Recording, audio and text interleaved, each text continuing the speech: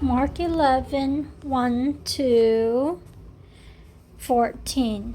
So, this talks about Jesus' triumphal entry, how he already know that there is a colt, prepared for him. He instructed the disciples on how to untie the colt and then get permission later from the bystanders. They knew what was going on, and it sounds like there were more than one bystander. I thought from reading it all this time that it was like the owner that was asking them, but Mark actually used the word bystander. Right here, if anyone, some of the bystanders were saying to them, that means some of them were seeing this. And so more than one person knew about how Jesus will be using this colt. And then after that, the other thing is that when in the triumphal entry, people were saying Hosanna to him, but the phrasing that I'm focused on this time is the fact that they said that blessed is he who come in the name of the Lord. So they are quoting from Isaiah, or I think this is Isaiah, and they were quoting the Old Testament prophet, that Jesus is the one who comes in the name of the Lord. And Jesus later on references this.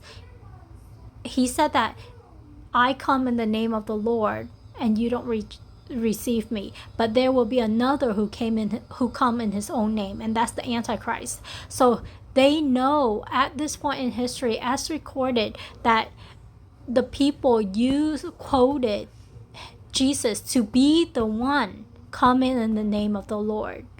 And as written, as Jesus said, they will reject him and they will receive the Antichrist, but then the scales from the eyes will fall off later, and they will see, oh, Jesus is the right one, not the Antichrist. So I can't wait for that day to come. But they unknowingly, I don't know how much of this they understood, but they unknowingly professed Jesus to be the correct Messiah. And it's written in the Bible later on, the Jews will be able to see the Bible and see, oh, Jesus, the one that they've been rejecting, is the right one, the right Messiah. And then, so it's interesting that the note here that Jesus, after that, when I read up to this time, I thought that after that he went in and he saw in the temple, the money changer and everything, and then he flipped the table. But it didn't seem that way. Mark record, and I just recently read from Coke's Christianity that Mark is writing the testimony of Peter, or what he had heard from Peter, because he was very close with Peter. So it seems like Jesus first came in the temple area, look around at everything, then he left for Bethany with the 12. Then the next day, when they had left for Bethany, he became hungry, and then he saw the fig tree, and then he saw that it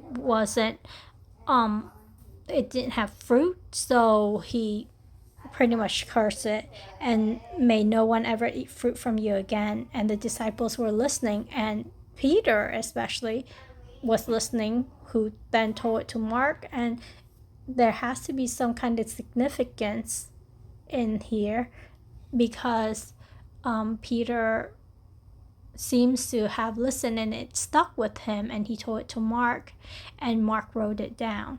So I don't know how often in the four gospel, how often the fig tree incident was recorded, but somehow it has some significance to Peter.